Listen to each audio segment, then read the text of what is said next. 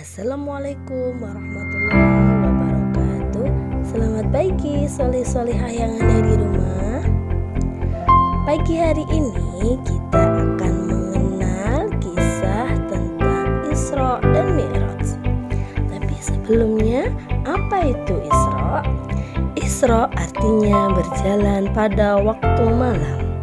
Maksudnya Rasulullah melakukan perjalanan pada waktu malam dari Masjidil Haram ke Masjidil Aqsa. Sedangkan Mi'raj artinya naik ke atas. Perjalanan Rasulullah SAW dari Masjidil Aqsa yang ditemani malaikat Jibril ke langit ketujuh, yaitu ke Sidratul Muntaha untuk bertemu Allah. Isra Mi'raj jatuh pada tanggal 27 Rajab tahun ke-10 kenabian. Tahun itu juga dikenal sebagai tahun duka cita karena Rasulullah ditinggal orang kesayangannya, yaitu istri tercinta Bunda Siti Khadijah dan pamannya Abu Thalib. Oleh sebab itu, Allah menghadiahkan peristiwa Isra dan Mi'raj kepada Rasulullah SAW. Peristiwa Isra dan Mi'raj sudah tertulis di dalam surat Al-Quran, surat Al-Isra ayat 1. Nah, teman-teman, selama perjalanan Isra, Rasulullah SAW berhenti pada 4 tempat untuk melakukan sholat sunnah. Tempat yang pertama yaitu Rasulullah berhenti di kota Madinah. Kemudian yang kedua, Rasulullah berhenti di kota Sur Sina. Tempat ini merupakan tempat di mana Nabi Musa bertemu dengan Allah. Kemudian tempat yang ketiga yaitu Baitul Laham.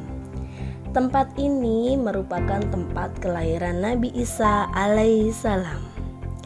Kemudian tempat yang terakhir yaitu Masjidil Aqsa. Di sini Rasulullah melakukan sholat bersama para nabi sejak zaman Nabi Adam hingga Nabi Isa yang turun langsung ke langit. Setelah itu Rasulullah melanjutkan kembali perjalanannya, yaitu Mi'raj. Dari perjalanan dari Masjidil Aqsa ke Sidratul Muntaha, Rasulullah bertemu dengan para nabi pada setiap tingkatannya. Tingkat yang pertama, Rasulullah bertemu dengan Nabi Adam. Tingkat yang kedua, bertemu dengan Nabi Isa. Tingkat yang ketiga, Nabi Yusuf. Tingkat yang keempat, Nabi Idris. Tingkat yang kelima, Nabi Harun. Tingkat yang keenam, Nabi Musa. Dan tingkat yang ketujuh, Nabi Ibrahim. Rasulullah langsung menuju ke Sidratul Muntaha dan menghadap langsung kepada Allah Subhanahu wa Ta'ala. Di sini Rasulullah mendapat perintah sholat langsung dari Allah. Setelah selesai berdialog cukup panjang, Rasulullah melanjutkan perjalanannya untuk kembali ke kota Mekah.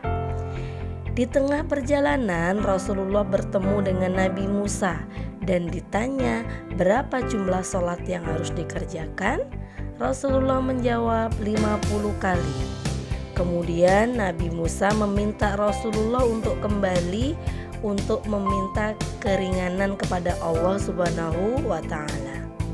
Setelah berdialog dengan Allah yang cukup panjang, akhirnya Rasulullah mendapat keringanan sholat menjadi 5 waktu, yaitu subuh, zuhur, asar, maghrib, dan isya.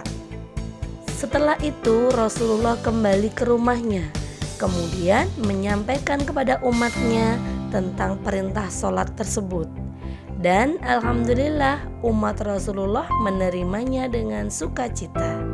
Hikmah dari peristiwa Isra dan Mi'raj ini adalah kewajiban melaksanakan sholat 5 waktu bagi para orang muslim. Karena sholat merupakan ibadah yang nantinya pertama kali ditanya oleh Allah ketika kita meninggal dunia. Sekian ya teman-teman cerita Isra dan Mi'raj pada pagi hari ini. Kita jumpa lagi di video berikutnya. Dadah. Assalamualaikum warahmatullahi wabarakatuh.